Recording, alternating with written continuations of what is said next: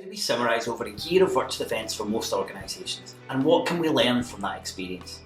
In this video, I will cover the 7 really positive things that have been happening in most businesses that have been running virtual events. I will then address the 2 things that are undermining the virtual events that many organisations are running.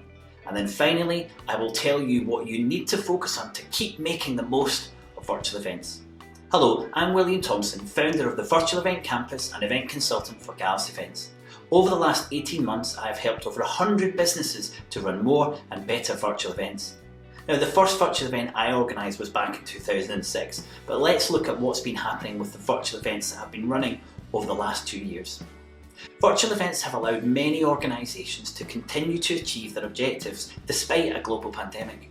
Most organisations have been seeing that attendance for their events is up, sometimes by hundreds of %. Costs are down, way down. Virtual events have been so much cheaper to deliver than physical events. A lot more content has been on offer as organisations find it easier to run more events. And much of it has been new content as new speakers are able to take part in these new virtual events. There's been a lot of different content, not just PowerPoint presentations, but more innovative sessions have been on offer. There's been a mix of different events, not just the evening get-togethers or the one-day conference, but a broader variety of virtual events have been taking place. And finally, attendees are meeting and engaging with new contacts as they are not just seeing the same old faces at their events. Now, how many of these really positive benefits are you seeing in your organisation?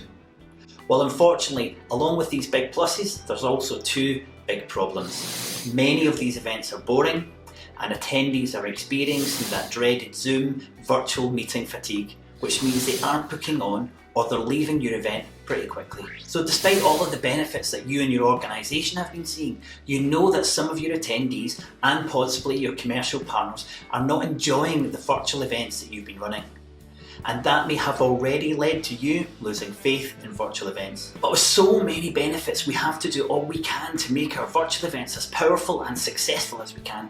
So what can we do to help make your events less boring and help you remove the virtual events fatigue? Well, the great news, there are proven ways that we can remove the boring parts of your event and ensure your attendees enjoy and are enthused by your virtual events. And here's how to do it. I'm summarising the more than 100 lectures we have in our Creating High Impact Virtual Events course into 4 actionable points. Design your events for digital.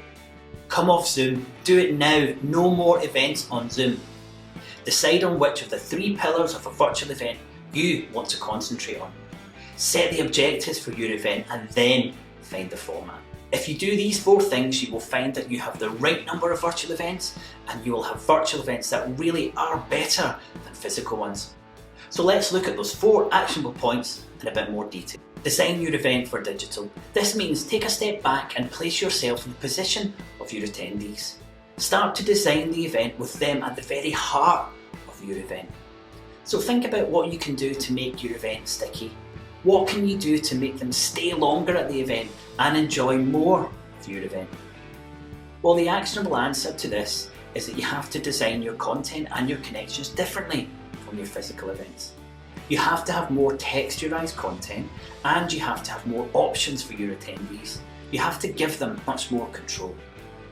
Now, the next point is around Zoom. Now, Zoom is great for meetings, but it's still not yet a proper events platform. It's trying and it's improving, but when compared to other event platforms, and I've listed my favourites in the comments below, it can really put your attendees off from spending time at your virtual event. And one thing that Zoom will always struggle with, if attendees are using it all day for meetings, they do not want to attend a half-day event on the same platform. Attendees need a different environment and atmosphere, or they really do get bored. Now, this jump off Zoom is normally one of my first conversations I have with my clients, and when they do that, they never look back. Now, point 3 is the importance of concentrating on the 3 fundamental pillars of a virtual event: the content, the connections, and the coverage for your commercial partners. Breaking your event down into these 3 pillars will really help you focus on your virtual event and help your attendees to make the most of it.